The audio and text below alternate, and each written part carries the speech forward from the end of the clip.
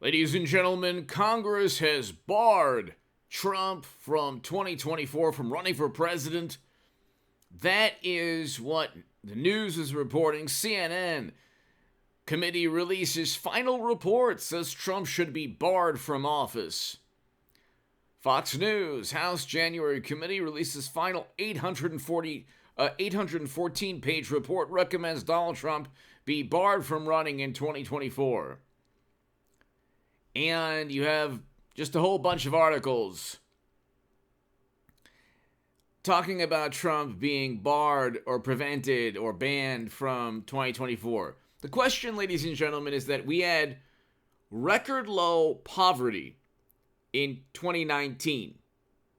Record low poverty before bureaucrats and media and Democratic governors in the most apoplectic manner shut down economic activity, gleefully, in their states. But we had record low poverty in 2019, record highs in household median income. This is a fact. Morally superior, highly educated liberal Democrats will probably roll their eyes and say, well, so what? You have record low poverty. Record highs in household median income, no invasion in Europe. You had negotiated settlements, peace deals, some great achievements in Trump's administration. Now, he even got in the way of, people being able to appreciate what he was able to accomplish. But we had record low poverty. And we had the antithesis of a Lincoln Project foreign policy. If you're on the left, if you're a socialist or communist, you should love Trump. You should love Trump. That's a whole other story. Record low poverty and an anti-interventionist foreign policy.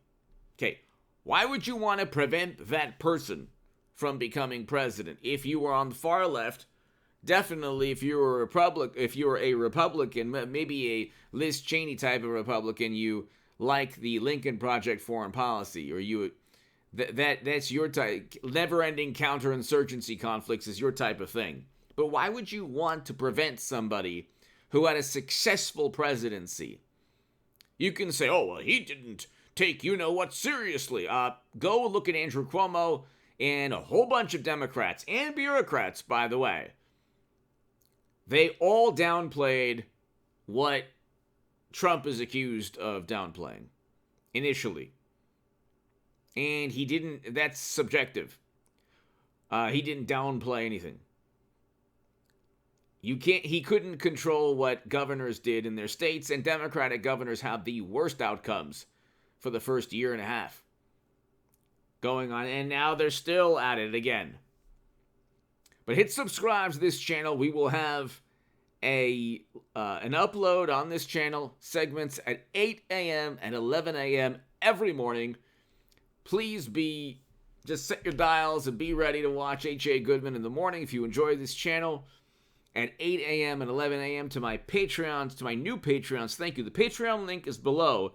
If you want to support my work long term, become a member, and I will have a live stream tonight at around, I'd say, probably 6 p.m. Pacific.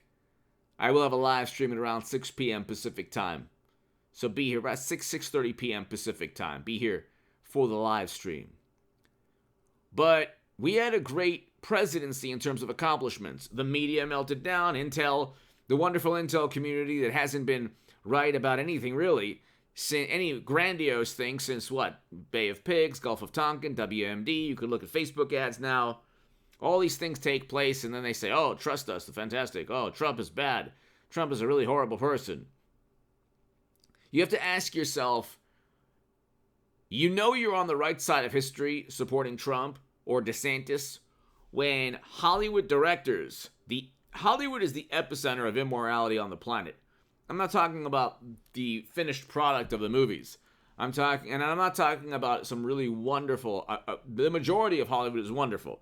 Good, hardworking people. I'm talking about directors, producers, many of whom are, I'm talking about many people within Hollywood the epicenter of criminality and corruption. Going after Trump. Along with intel agencies, along with all of media, and the record industry, which is nefarious in and of itself also. And so you have all of these industries and all of these individuals who are generally on the wrong side of history going after Trump and saying that Trump is a bad person. It's like you have the worst people calling Trump a bad human being when they're judging him only on the media meltdown.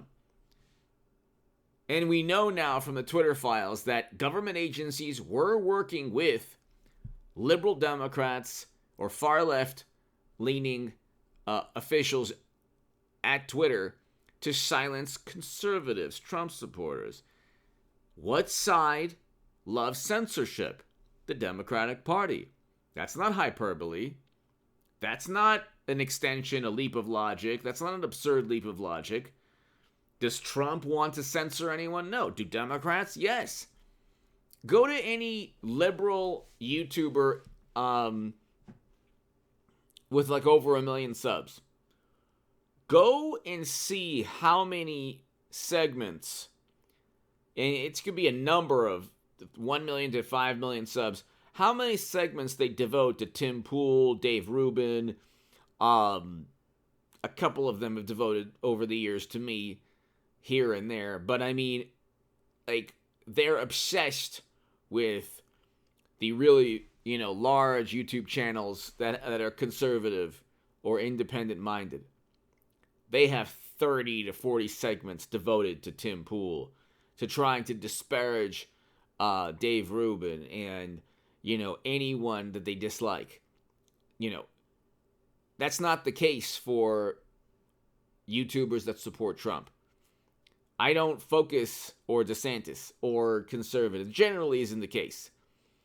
I don't care what anyone on the left really thinks or their viewpoint. I just give my viewpoint on things. And I'm conservative on most things, perhaps not as conservative on some things.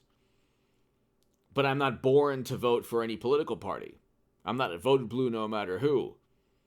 They want to bar Trump or ban Trump because media, Democrats, a lot of loyalists within the U.S. government don't like his foreign policy. That's really what it comes down to.